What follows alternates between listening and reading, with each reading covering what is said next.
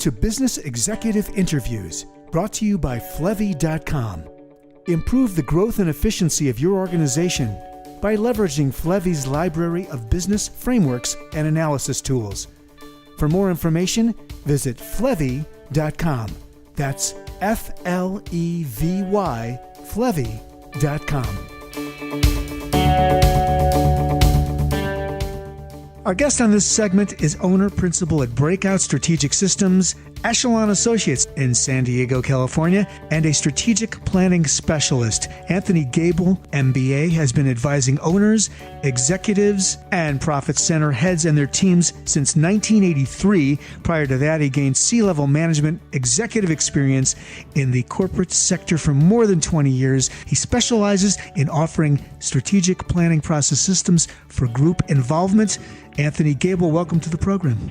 Well, thank you, David. I appreciate being able to talk with you today. Likewise, and of course, I should mention that you are, of course, a published contributor to the Flevy.com platform as well, and we'll get to that shortly. Top level, Anthony Gable, what is a strategic planning process? Well, it's pretty simplistic, really, if we look at it from the right direction. It's a roadmap for sustaining a business, and our efforts are placed towards seeking a competitive advantage. It's an allocation of resources to run the business, and the actual planning is the formulation of the strategy using those resources. In your practice, do you tend to work with small, mid-size, or even larger organizations? Give us a sense of kind of the size to the extent that that is meaningful. Lately, I've been concentrating on smaller businesses because I'm taking a new direction. I've been in this business a long time, and for the last couple of years, I've extended my involvement towards smaller businesses who don't really require an in-house strategic planner or who don't necessarily have to go outside for a consultant. I've made the process that I've been using for years available to small business that's capable of doing strategic planning themselves internally. Wow. So in the past, I've involved myself with many large companies, large corporations, but every once in a while we'd sneak into a smaller operation, and right now I'm concentrating primarily on those.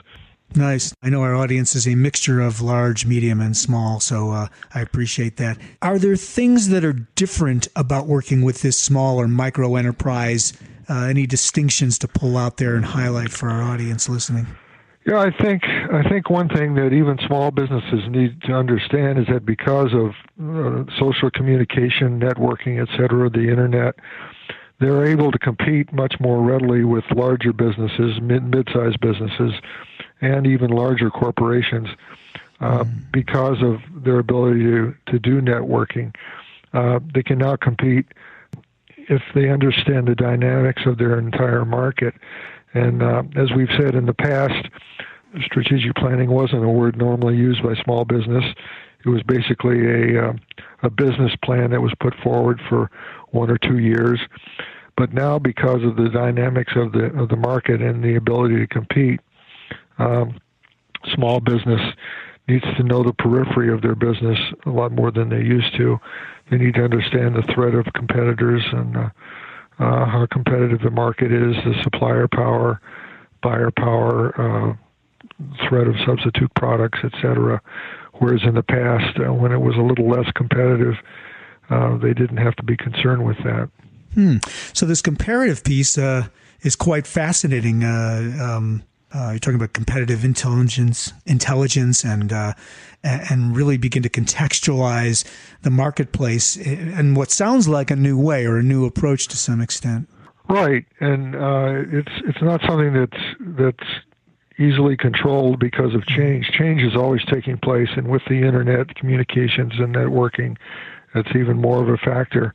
So even a small business now has to be made aware of again, the dynamics of the entire market, how larger corporations interact on their market, as well as available resources that they can use to survive. Well, this velocity of change theme is interesting. So as you build a roadmap for a typical client that you'd be servicing, let's call it a small business, how long out on the horizon do you typically work, and how do you manage the idea of allowing for variation, change, these dynamics as you talk about them?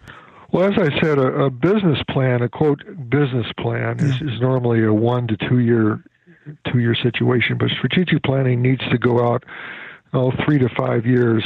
You have to be able to take advantage of being able to understand whether you're in a leadership role or a strong role within your market.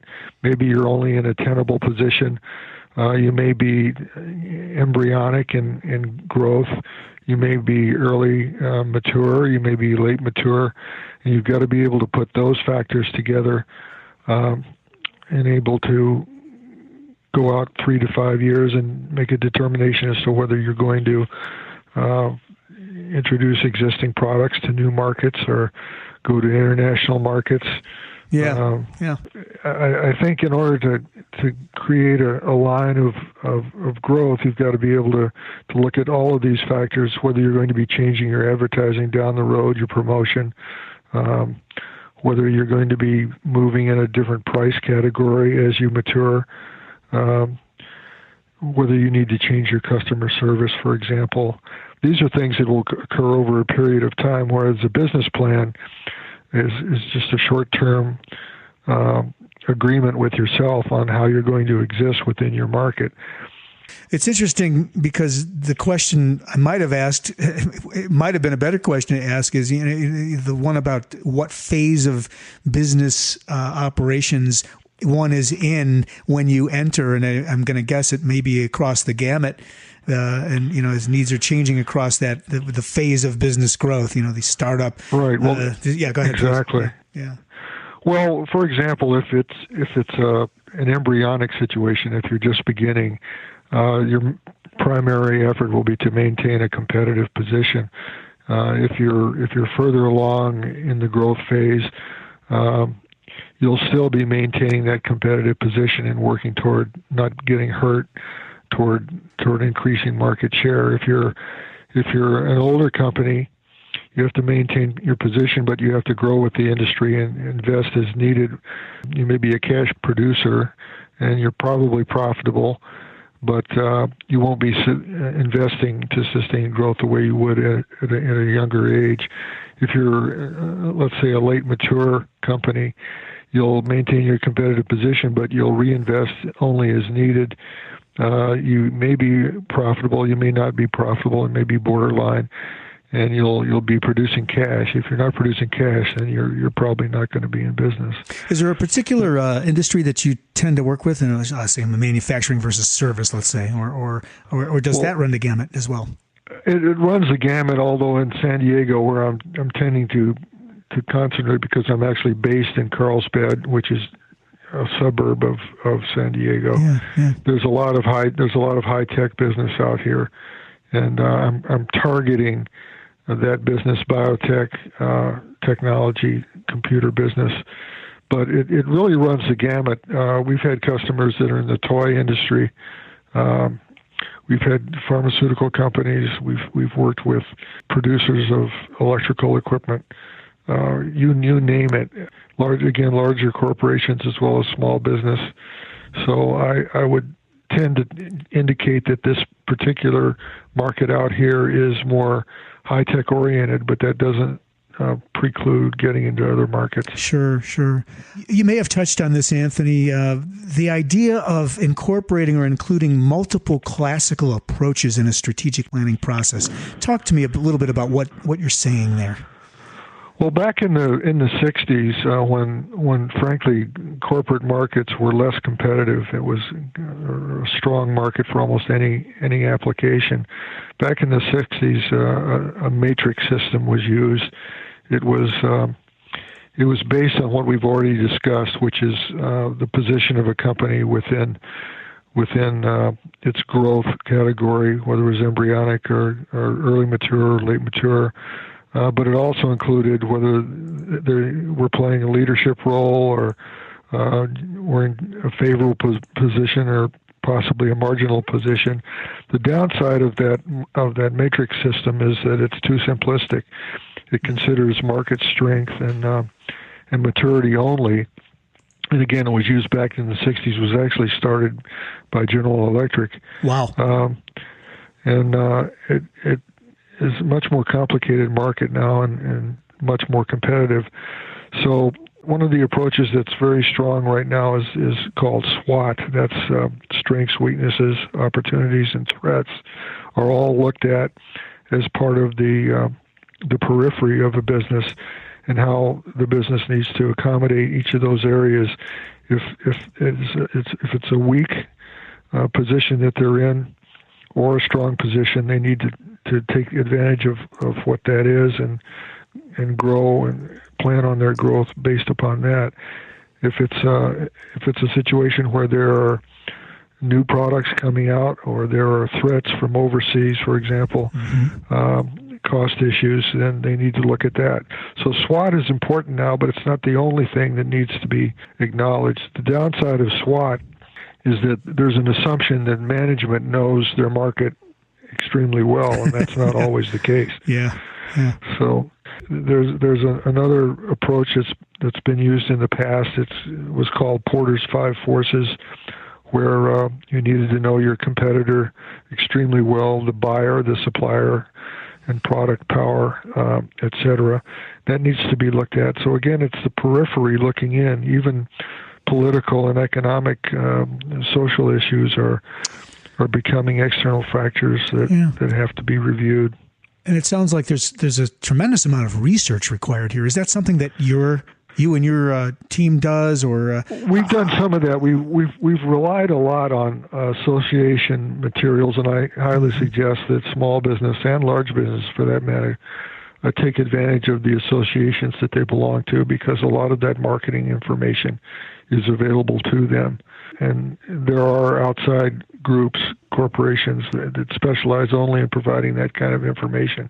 But even from a small business perspective, just getting to know your competitor, getting to see what they're doing on the internet, how they're advertising, you can get pricing information, you can get quality information. You need to understand your competitive situation a lot better than in the past. Many entrepreneurs, it's so true, and I love that you're pointing to these externalities, because many entrepreneurs, particularly at the early stage, they're really not looking at the context and competitive context and marketplace. They're probably falling in love with their own idea, and they need to be kind of brought out to reality and be looking at what's around them so that they can help and shape their differentiators, right?